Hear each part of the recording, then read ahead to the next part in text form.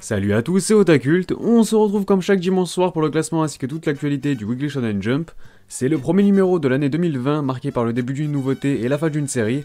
J'espère que vous êtes toujours aussi chaud parce que moi je suis toujours aussi motivé pour cette nouvelle saison. Comme d'hab, si ce n'est pas déjà fait, va voir ma vidéo spéciale Jump pour les nuls, c'est pas pour rien que je dis ça, c'est pas pour meubler la vidéo, j'ai de quoi faire, t'inquiète. Sinon, je vous informe également que j'ai enfin sorti le Top Oricon de 2019 un peu plus tôt dans la journée. Enfin bref, vous pouvez me retrouver sur Twitter, Insta, me rejoindre sur Discord et me soutenir sur Utip, les liens sont toujours disponibles en description. Et bref, sur ce, place à l'intro.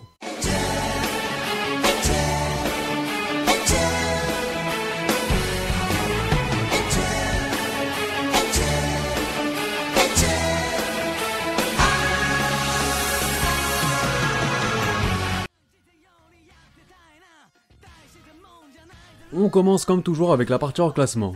C'est donc la nouveauté Zipman signée Shibata Yusaku qui bénéficie du lead color de cette semaine. Et histoire de marquer son lancement, il a également droit à 3 pages couleurs, en espérant qu'il réussira à se faire une place dans le jump. Les autres pages couleurs reviennent à Actage ainsi qu'à Chainsaw Man qui entame donc déjà sa deuxième année de publication. Le chapitre spécial intitulé Bukyaku Battery y a également droit. On retrouve encore une fois le spin-off Dr. Stone Reboot Byakuya, à qui il ne reste plus que 3 chapitres avant sa fin. Comme je le pensais, c'est bien Beast Children qui nous quitte cette semaine avec son 27ème chapitre, un dernier chapitre qui vient donc compléter son 3ème volume. Et enfin, côté absent, c'est The Promised Neverland qui est en pause cette fois-ci, en compagnie de l'habitué Hunter x Hunter. On passe maintenant au classement qui est composé de 13 mangas, soit pareil que la semaine passée.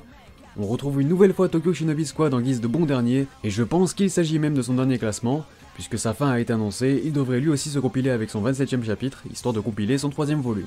Maintenant que tous les figurants habituels de la zone rouge ne sont plus là, il faut bien que d'autres mangas en pâtissent, ce pourquoi on retrouve Samurai 8 à l'avant-dernière place, son second flop consécutif. Mitamago Spirit Buster semble également être affecté négativement puisqu'il cède une place afin de venir compléter le trio de fin.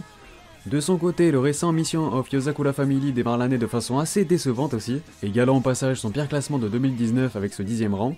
9ème position pour le Eishi Yuna de la Yuragi qui se contente de se stabiliser entre le bas et le milieu du tableau. Pas de changement non plus pour Black Clover qui doit donc se contenter d'une bien moyenne 8ème position en ce début d'année.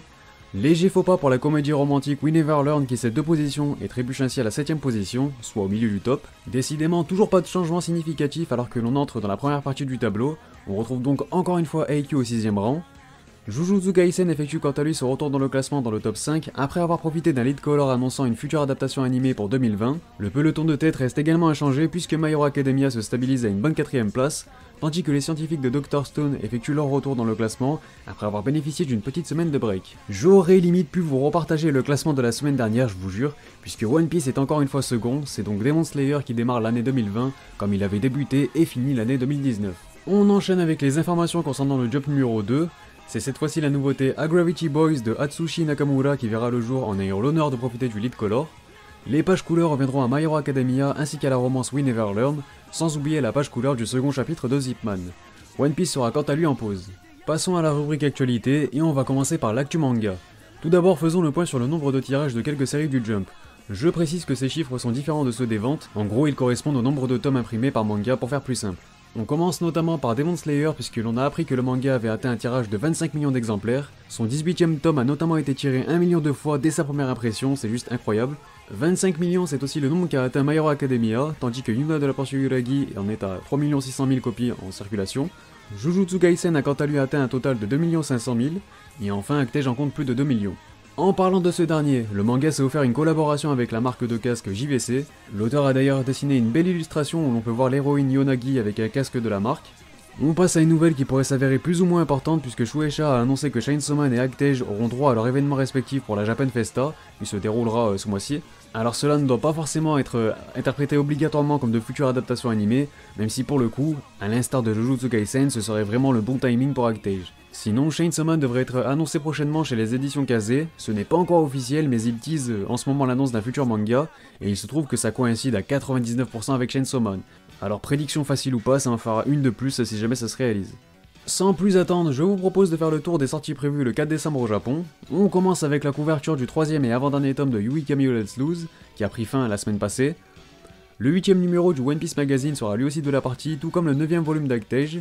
La sensation Demon Slayer sera également très attendue à l'occasion de la sortie de son 18ème opus. Voici la couverture du 19ème opus du Eishi, Yuna de la Yuragi, sans oublier de mentionner la magnifique couverture du 21ème tome de World Trigger. Mon coup de cœur personnel revient cette fois-ci en revanche à la cover du 25e tome de My Hero Academia, franchement ça claque. Et enfin un peu de nostalgie avec le 28e et dernier volume d'Inomaru Sumo. On passe aux sorties françaises de décembre avec le 59e tome de Gintama prévu le 6 décembre chez Kana. Ce sera également le jour de sortie des 2 premiers tomes de la nouveauté Samurai 8, et c'est tout, il faudra attendre janvier pour les grosses sorties. Côté anime, on a des nouvelles concernant la saison 4 de Haikyuu, celle-ci débutera précisément le 11 janvier prochain et sera divisée en 2 parties de 12 épisodes, soit de janvier à mars pour la première partie, puis la seconde partie reprendra en juillet. Concernant l'actu jeu vidéo, on a aussi une date pour la sortie du jeu My Hero Academia One Justice qui a donc été annoncée pour le 12 mars 2020 sur PS4, Xbox One et Switch.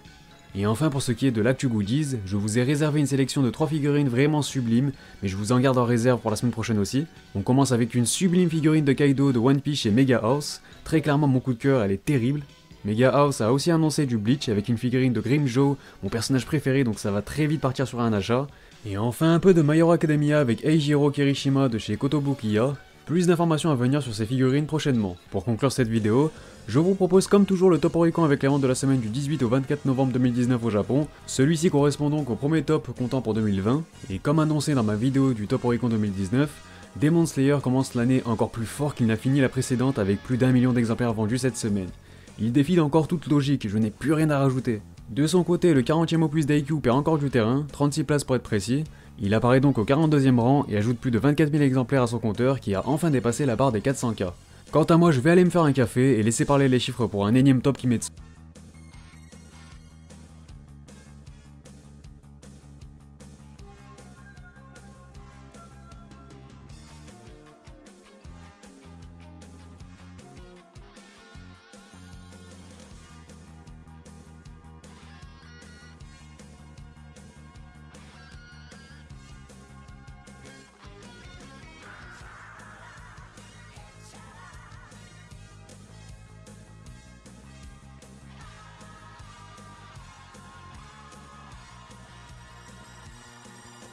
Bref, le top Oricon complet est disponible dans la description, ainsi que ma vidéo analyse du top de 2019 pour rappel. Sur ce, la vidéo est terminée, n'hésitez pas à réagir sur celle-ci et sur le classement dans les commentaires, pensez à liker et à partager, ça fait toujours plaisir, et pour ceux qui veulent soutenir la chaîne, vous pouvez le faire sur ma page Utip en description.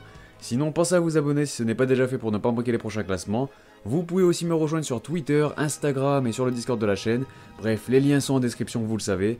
Quant à moi, je vous dis à très bientôt pour de prochaines vidéos, portez-vous bien, et sur ce, on se reverra. 押し寄せてくる